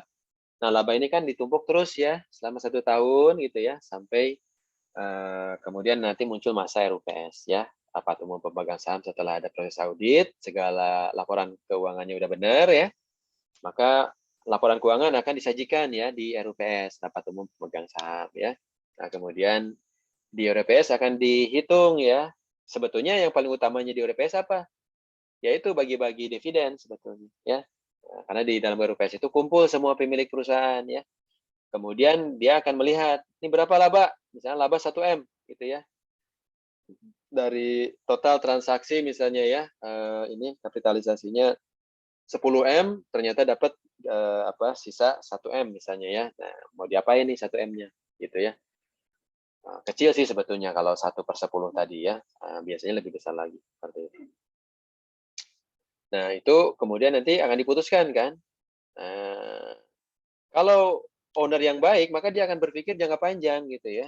Dia akan mikir, ini perusahaan kapan akan dapat income lagi gitu ya. Kemudian berapa lama gitu ya akan mulai dapat income. Kemudian cost yang ada operasional tiap bulannya berapa lama ya. Nah, labanya itu akan di-split ya. Nanti akan muncul yang namanya return earning, laba ditahan. Laba ditahan itu untuk modal ya, untuk operasional maksud saya ya. Seperti itu gitu. Jadi kembalikan lagi ke perusahaan, disimpan ya kembali sebagai modal ya untuk ini ya, untuk menjalankan perusahaan. Misalnya dalam waktu 6 bulan ke depan sudah mulai ada penghasilan lagi dari beberapa proyek ya, berarti minimal ya 6 bulan lebih kan harus ada garansi ya bahwa perusahaan itu akan bisa jalan operasionalnya ya, bisa bayar karyawan, bisa jalan operasionalnya, transportnya, akomodasinya, biaya kantornya, biaya sewa-sewa yang lain segala macam gitu ya. Biaya administratif misalnya segala macam gitu ya. Nah, ternyata misalnya di jumlah-jumlah totalnya 500 juta gitu ya. Dalam waktu 6 bulan ke depan sampai nanti akan mendapatkan penghasilan lagi gitu ya. Oh ya udah, berarti 1 miliar dikurangi 500 juta ya, sisanya 500 juta dibagi dividen ya, sesuai dengan besaran sahamnya ya. Jadi nanti kita lihat lagi aktanya. Siapa yang punya 51%? Ya, nah itu dia dapat dividen 51% dari total 500 juta tadi ya. Berarti kan dapat berapa ya? Seperti itu 26 ya, 25,5 misalnya ya. 255 juta. Nah, itu dia dapat tuh ya sebagai dividen. Terus jeger kena pajak dividen langsung potong 10% ya, 25,5 juta ya, dapatnya cuman 22,5 ya, seperti itu. 225. Itu contoh lah ya. Jadi menyesuaikan dengan persentase. Seperti itu. Itu ya, Raihan ya. Kemudian ini terkait dengan economic well-being ya. Nah, ini yang tadi saya mention ya terkait dengan market value ya. Jadi kalau kita sudah rilis ke publik ya dijual sahamnya, maka akan muncul market value ya. Jadi apa yang tertera di akta ya, besaran saham misalnya saya pada saat mendirikan perusahaan ya, modal awalnya cuma 100 juta misalnya ya, dari bertiga misalnya. Gitu. Berarti sebetulnya modalnya ya itu tinggal dibagi 3 kan, itu modal yang disetor seperti itu. Gitu. Nah, sahamnya sebesar persentasenya gitu ya. Seperti itu gitu. Nah, kemudian kalau ternyata sudah di initial public offering ya, kemudian nanti akan dievaluasi ya berapa market value-nya. Kemudian nanti akan dijual ya public offering seperti itu. Nah, kemudian setelah public offering itu saham bisa naik bisa turun gitu ya harga saham gitu. Nah, yang baik itu yang naik secara overall naik terus gitu ya. Turun naik itu udah pasti gitu ya karena kan pasar saham ya turun naik seperti itu gitu. Nah, banyak sentimen-sentimen yang bisa nurunin, bisa naikin harga ya. Nah, seperti itu kurang lebih gitu. Nah, tapi tentu kalau yang ngejarnya fundamental ya, maka dia akan percaya kepada perusahaan dan bicaranya jangka panjang ya. Gitu. Jadi dia tidak akan melepas begitu saja tanpa benar-benar misalnya ada gejala-gejala yang mengkhawatirkan gitu ya. Ya karena dia percaya dia trust dia fundamentalnya bagus ya. Fundamental analisis itu rasio-rasio ya yang nanti akan dipelajari di financial management ya untuk menentukan apakah perusahaan itu sehat atau tidak gitu ya, itu namanya fundamental analisis ya. Sebetulnya itu rasio-rasio ya, rasio-rasio keuangan dengan data-data dari akunting ya, seperti itu gitu. Nah, dari rasio-rasio tersebut nanti bisa ditentukan, oh ini bagus nih fundamentalnya ya, percayalah kita ini sahamnya bisa kita beli ya dan prospektif ya di masa depan ya, perusahaan IT misalnya ya, perusahaan blockchain misalnya ya, sama macam gitu ya, peluangnya kan masih besar di depan di sana seperti itu.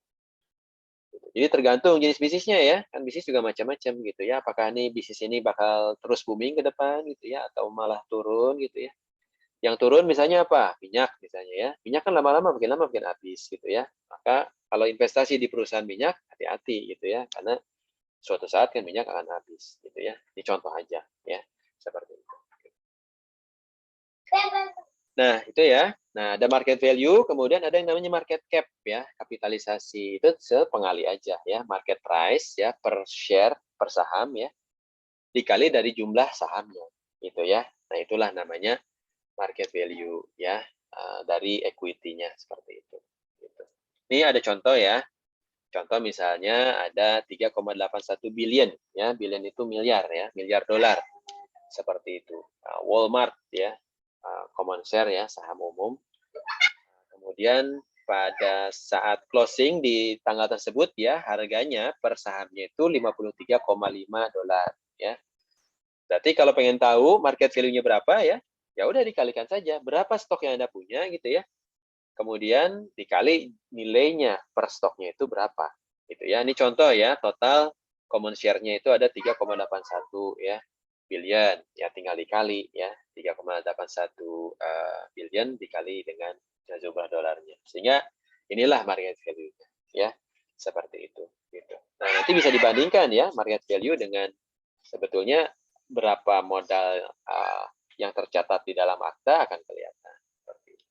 Kalau untuk perusahaan sebesar Walmart, angkanya udah jauh berlipat-lipat ya dibanding apa yang tertera di modal awal. Seperti itu. Itulah perusahaan yang ini ya, yang prospektif ya. Seperti itu. Gitu. Nah, kemudian ini akan menentukan ya owners economic well-being ya. Nah, kalau sudah pada posisi seperti itu ya owner luar biasa ininya ya, statusnya ya. Seperti itu gitu. Nah, perusahaan-perusahaan startup di Indonesia kan ya yang sudah jadi unicorn itu udah ini ya, udah tiba-tiba jadi miliuner kan ya orang-orangnya ya, pendiri-pendirinya ya, seperti itu. Gitu. Nah, kemudian financial management ya dengan maksimisasi owner's wealth. Tadi kita bicara financial engineering ya. Ada pengaturan-pengaturan sebetulnya ya untuk mengelola ya finansial yang baik ya, ada ilmunya intinya seperti itu gitu. Nah, kemudian ada juga ya, ada pendekatan istilahnya ya punya niat yang kurang baik ya, yaitu dengan istilahnya apa ya? Kalau istilah di sisi ini ya, kecurangan itu ada istilahnya fraud ya, fraud gitu ya. Jadi ada kecurangan yang terjadi ya, abnormalitas gitu ya, ditutup-tutupi atau diatur-atur angkanya ya. Nah, itu bahasa Indonesianya sering dikenal dengan istilah digoreng ya. Digoreng itu diatur lagi gitu ya, sehingga seperti yang enak gitu ya untuk dimakan gitu ya. Nah, ini pernah kejadian ya. Ada kejadian kasus terkenal banget namanya kasus Enron ya, kasus Enron. Kalian bisa searching ya, kasus Enron di mana dia itu perusahaan bubble perusahaan.com ya, perusahaan.com dulu sempat bubble ya. Bubble itu artinya inflate ya, maksudnya nilainya tiba-tiba mengkembung ya karena IT lagi bubble banget saat itu gitu ya. Padahal sebetulnya kondisi di dalam ya dia bermasalah gitu ya, tapi auditornya kong kali kong ya. Auditornya saat itu salah satu big dulu big four itu masih big five ya, masih big five. Ada namanya big five itu Anderson namanya ya, Anderson. HC Anderson ya, itu ini dongeng ya. Anderson. Anderson itu salah satu dari perusahaan terbesar di dunia ya untuk auditor. Nah, kemudian dia ini ya ternyata kong kali kong dengan si Enron ini ya, sehingga perusahaan yang sebetulnya bermasalah ya terlihat di laporan keuangannya itu oke-oke aja gitu ya.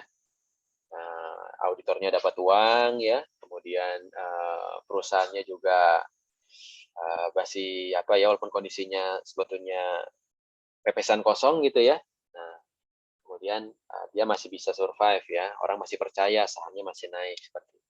Tapi lama-lama kan ketahuan ya, lama-lama ketahuan dan akhirnya pecah lah ya kasusnya dan geger ya satu dunia ya seperti itu gitu. Sehingga akhirnya karena auditor itu bisnis kepercayaan ya, udah tuh satu big five ya, salah satu dari big five ya, dia ini ya karena kena kasus itu akhirnya bangkrut ya, sehingga yang tersisa big four tadi ya seperti itu gitu. Paling ada satu anak perusahaannya yang seperti spin ya, spin off itu Accenture yang sekarang ya. Accenture kan masih terkenal sampai sekarang ya, tapi bukan lembaga auditor lagi ya, dia konsultan ya seperti itu. Itu dulu turunan untuk anak dari si Anderson tadi ya, Arthur Anderson.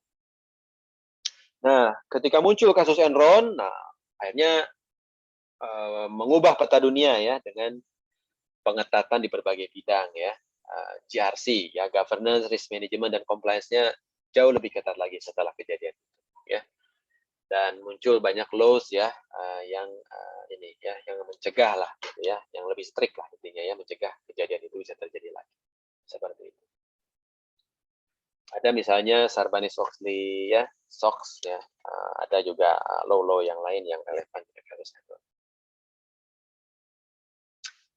Nah, kemudian ketika perusahaan sudah semakin besar ya, ada istilah agensi ya. Agensi itu sebetulnya manajemen ya, yang bukan owner ya, itu jadi agen kan gitu ya. Jadi agen dari si perusahaan ya.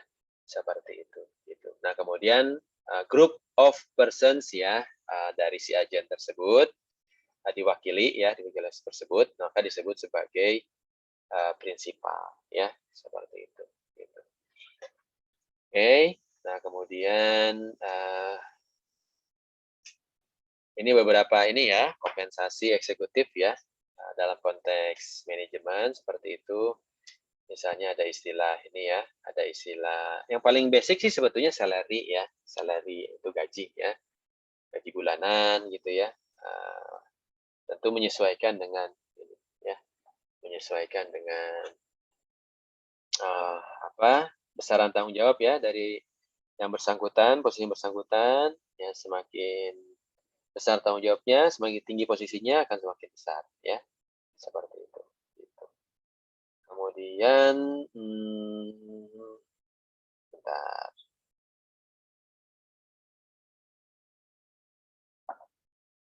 Kemudian juga ada bonus ya. Bonus itu kalau kinerjanya bagus biasanya ya, maka nanti akan ada tambahan ya. Misalnya gaji ke-13 gitu ya, atau THR gitu. Sebetulnya kalau THR gaji ke-13 itu kan cenderung jadi tetap gitu ya, seolah-olah pasti harus dapat gitu. Kalau bonus beneran bonus ya, bonus kinerja seperti itu. Jadi kalau misalnya perusahaan bagus ya, dapat profit banyak gitu ya, labanya juga banyak seperti itu, maka nanti dia akan dapat bonus ya. Bisa beberapa kali dalam 1 tahun ya, bisa cuma 1 kali seperti itu. Kemudian kadang-kadang bentuk bonusnya itu dalam bentuk performansi ya, performance share seperti itu. Jadi ada semacam saham ya yang diberikan kepada saham yang diberikan kepada karyawan ya. Nah, bisa jadi ya, atau saham yang diberikan kepada manajemen ya. Seperti itu. Itu kepada partner misalnya ada istilahnya ya. Jadi kalian bisa cek-dicek ya, istilahnya macam-macam tuh. Kalau di perusahaan konsultan atau audit ya, itu ada istilah partner. Partner itu ya biasanya pemilik sekaligus juga ini ya manajemen seperti itu. Gitu.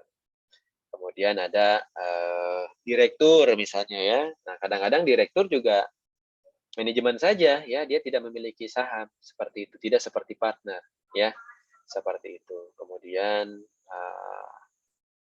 beda-beda sih ya pada dasarnya tiap organisasi ya, tapi yang paling umum kalau bicara perusahaan ya, ya direktur inilah ya, seperti itu. Board of Director istilah. Ada istilah stock options ya, misalnya hak untuk membeli sejumlah saham ya pada satu perusahaan ya. Nah, tadi ada yang sifatnya dikasih ya, shares ya. Ada yang sifatnya fasilitas ya. Kalau mau ya Anda boleh beli ya saham si perusahaan itu di harga berapa gitu ya. Tentunya harganya lebih murah dibanding harga pasar ya. Seperti itu. Bisa tuh ya sebagai hak untuk manajemen direktur misalnya ya. Stock option ya. Kemudian juga ada beberapa yang lain seperti stock appreciation right ya. Ada cash payment ya berdasarkan nilai tertentu dari shares ya pada waktu-waktu tertentu seperti itu.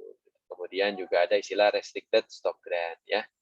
Nah ini grant itu kayak hadiah gitu ya dari berupa shares ya atau pada employee ya pada harga yang rendah atau bahkan kayak gratis gitu ya seperti itu. Gitu. Nah itu ada yang seperti itu gitu ya. Jadi macam-macam fasilitas ya yang diberikan kepada yang membantu keberjalanan perusahaan ya seperti itu. Gitu.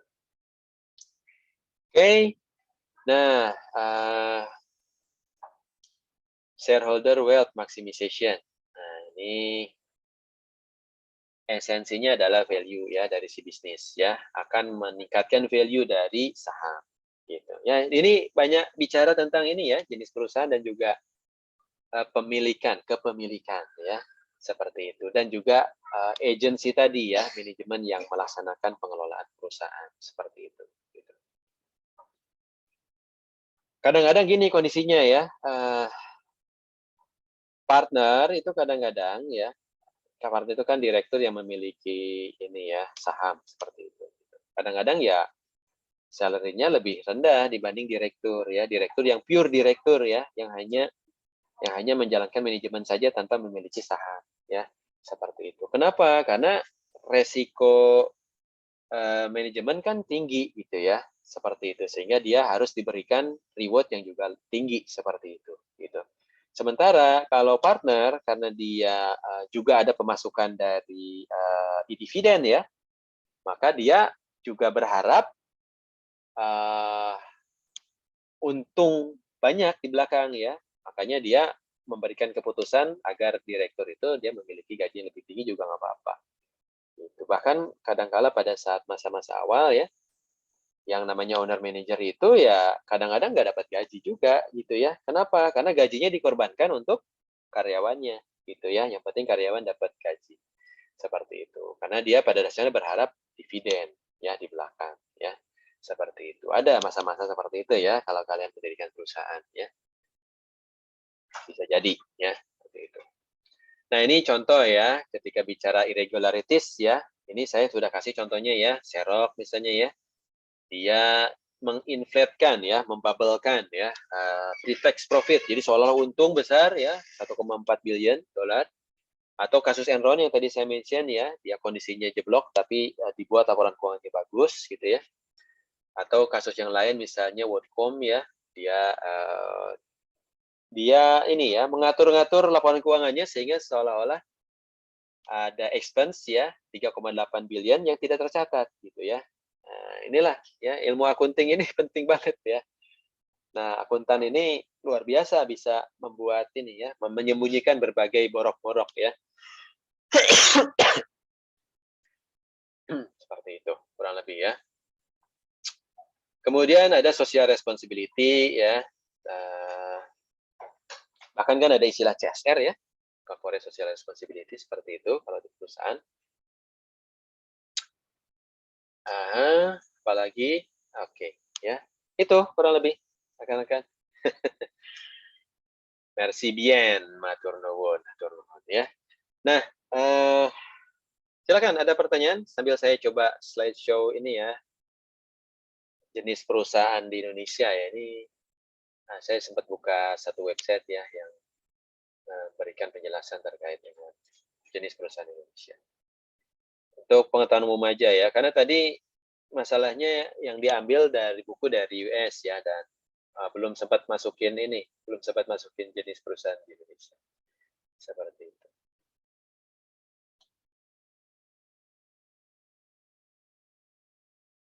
Nih ya. Ini searching aja ya, klaim itu nggak ada hubungan apa-apa sih dengan kuliah ini sebetulnya ya. Dia kayak konsultan aja sih. Seperti itu. Nah, ini bisa Anda lihat di sini ya. Isi structures-nya, misalnya ada PT ya, ada private owned enterprise ya, BUMS ya, badan usaha milik sendiri. Ada yang barusan ya, usaha dagang tadi sole proprietorship ya, proprietorship. Kemudian ada istilah representative office ya. Ini kalau bicara perusahaan di luar negeri ya. Kemudian ya itu ya punya representasi office seperti itu. Kemudian juga ada anak perusahaan ya. Anak perusahaan sebetulnya perusahaan yang berbeda gitu ya, tapi ada ikatan ya. Ini juga bisa ya seperti itu. Gitu. Perusahaan yang sangat besar biasanya dia punya tuh anak-anak perusahaan ya, yang disebut subsidiaries ya.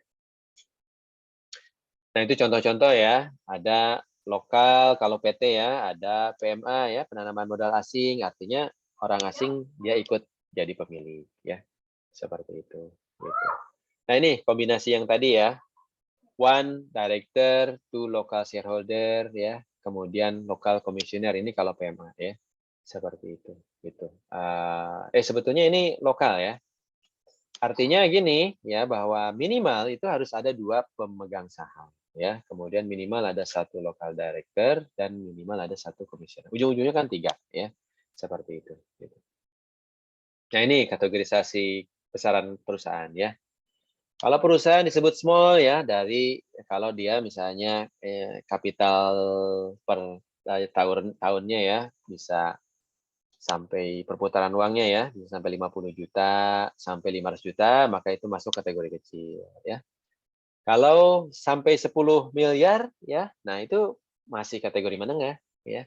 Dan kalau sudah kategori besar itu kalau sudah di atas 10 M per tahunnya ya, ininya apa kapitalisasinya.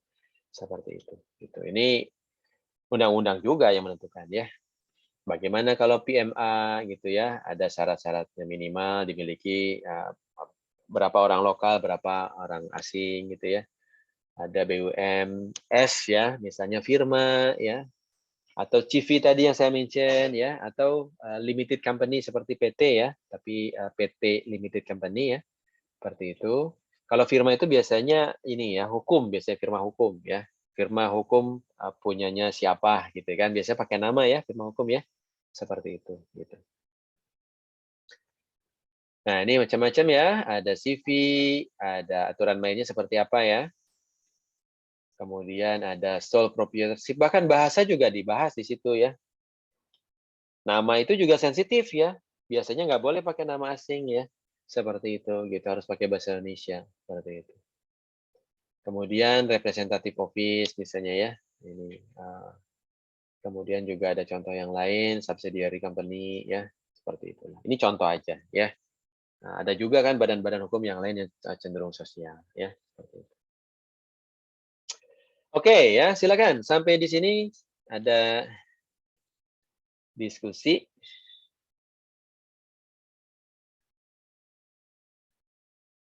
Kalau nggak ada diskusi, saya yang ngajak diskusi.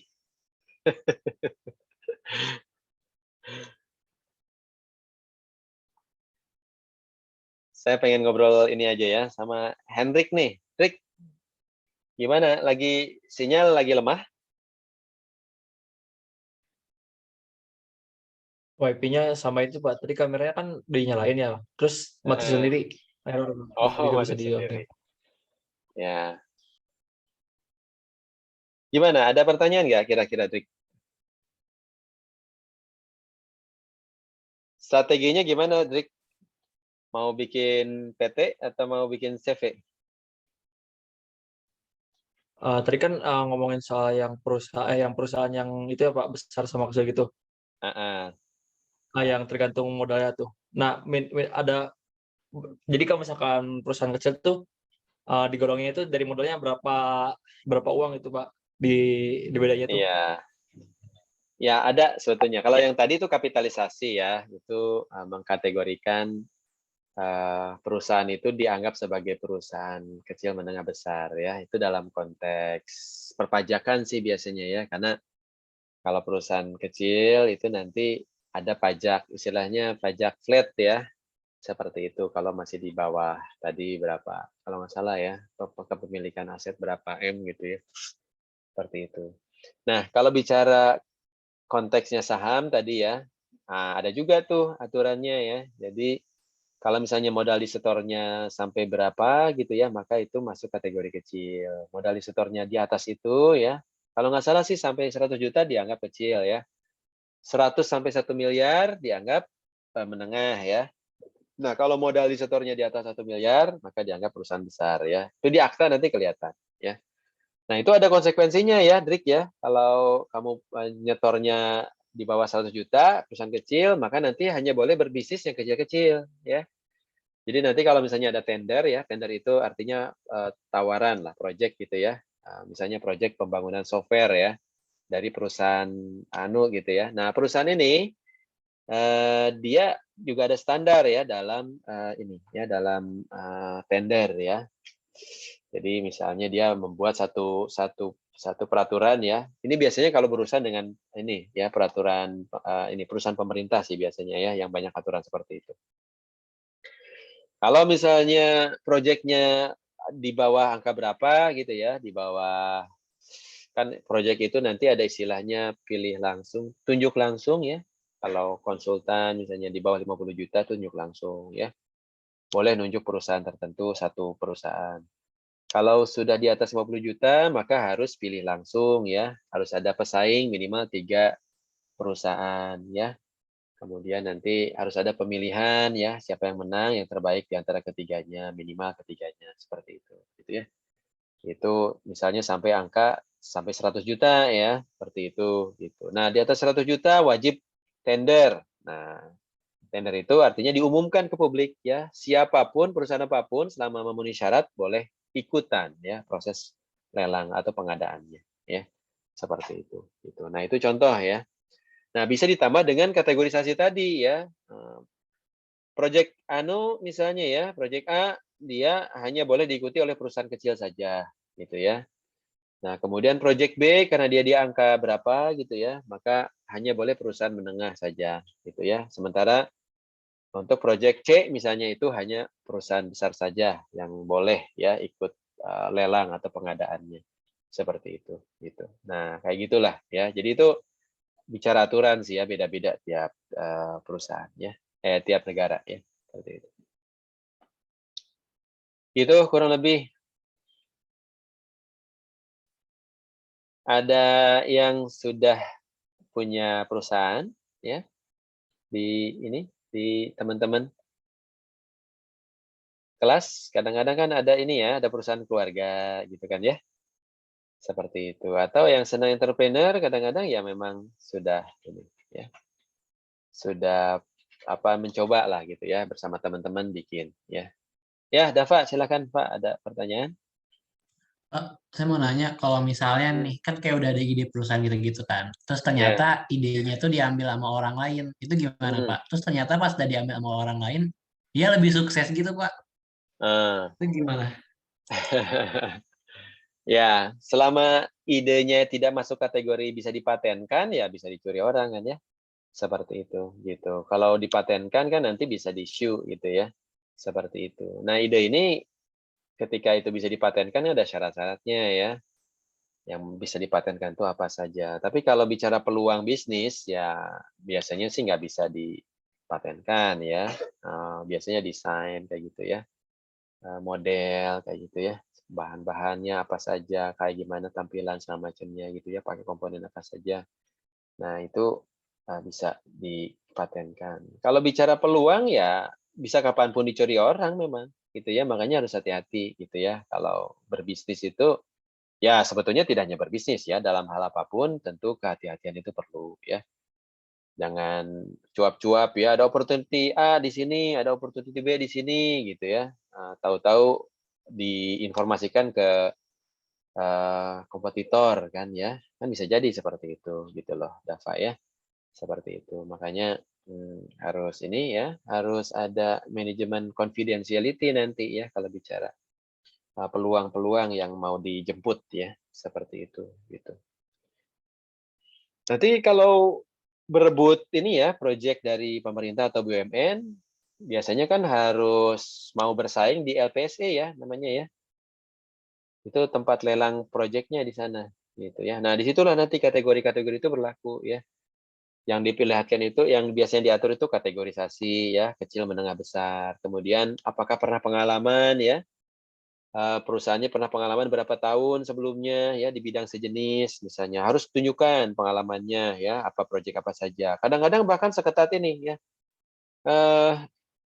perusahaannya harus sudah pernah, menerima pekerjaan sejenis ya, kemudian besarnya berapa ya, besarannya berapa rupiah, sampai seperti itu, gitu ya. Untuk ngatur agar yang ngerjakan, proyek-proyek tertentu itu betul-betul ya perusahaan yang memang layak gitu ya. Jangan sampai, perusahaan palu gada tadi ya yang cuman nebeng ya, nebeng proses tender saja kemudian begitu dapat dia langsung subkon ke pihak yang lain, pihak ketiga, seperti itu. Ada tuh yang kayak gitu ya. Ada orang yang jualannya itu, jualannya perusahaan-perusahaan fiktif kayak gitu ada, ya, seperti itu, gitu. Gitu, ya. Nanti kita bisa cerita lebih banyak lah ya, itu pengalaman-pengalaman di lapangan ya. Ada trik-trik yang biasa ini ya, dipakai orang ya untuk curang ya, seperti itu, gitu. Satu lagi aja ya, karena saya juga ada undangan di sini mau ada ini dari KBRI ya, mau ada. Ini novel yang masalah tadi ya, resign ya. Iya, Pak. Silakan, Val. Oke, saya mau tanya, Pak. Hmm. Kalau misalkan tadi partnership kan dia itu kan hidup dari usaha dan kerjasama partner-partner bisnisnya kan ya. Eh, Hmm. saya penasaran kalau misalkan ada dua perusahaan yang bergerak di bidang yang berbeda, terus dia melakukan kolaborasi atau kerjasama, itu Hmm. terhitung partnership bukan? Ya, ya. Nah itu di sini tidak ada kelihatan ya penjelasannya ya, tapi sebetulnya ada ya. Itu namanya konsorsium kalau di Indonesia ya, seperti itu. Boleh ya. Jadi kalau misalnya dua perusahaan kecil ya, kalau misalnya satu perusahaan kecil ya, kemudian dia mau mengikuti satu tender misalnya ya, satu lelang. Kemudian karena dia bodinya terlalu kecil ya, tim yang dimiliki juga sedikit gitu ya, sehingga tidak bisa ya dia maju untuk mengambil lelang tersebut ya, daftar lelang tersebut kalau posisinya seperti ini gitu ya. Akhirnya dia konsorsium dengan perusahaan lain gitu ya. Misalnya beberapa perusahaan yang mirip ya, kemudian dia kumpulin ya, membentuk konsorsium gitu ya. Nah, dibolehkan oleh lelangnya. Nah, itulah partnership juga sebetulnya ya. Nah, tentu nanti harus ada agreement di antara keduanya ya. Siapa menyumbang apalah gitu kurang lebih gitu ya. Tapi pada dasarnya dua-dua ini masih perusahaan yang berbeda gitu ya. Nah, itu Oh, jenis partnership yang lain ya. Seperti itu. jadi Itu juga masuk kategori partnership juga sebetulnya. Ada agreement baik. pasti. Berarti maksudnya liability-nya tuh nggak diturunin ke dua belah pihak ya, Pak? Ya harus ada pengaturan gitu ya.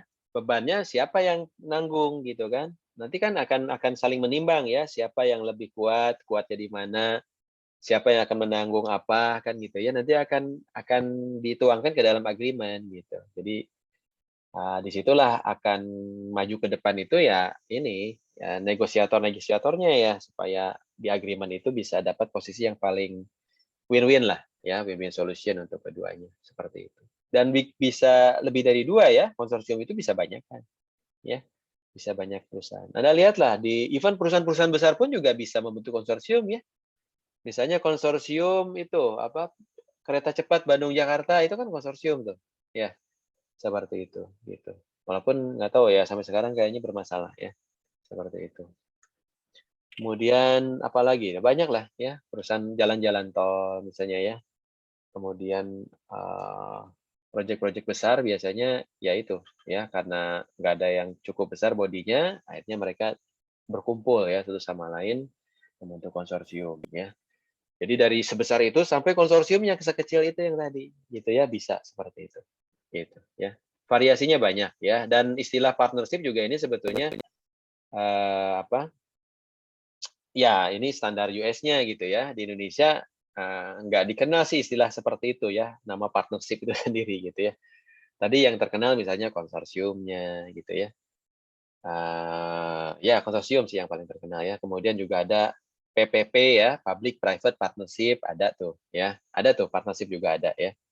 Ketika ada pengaturan ya, karena misalnya pemerintah mau membangun ya aset yang apa ya, jangka panjang gitu ya, tapi nggak punya modal ya, nggak punya cukup apa istilahnya,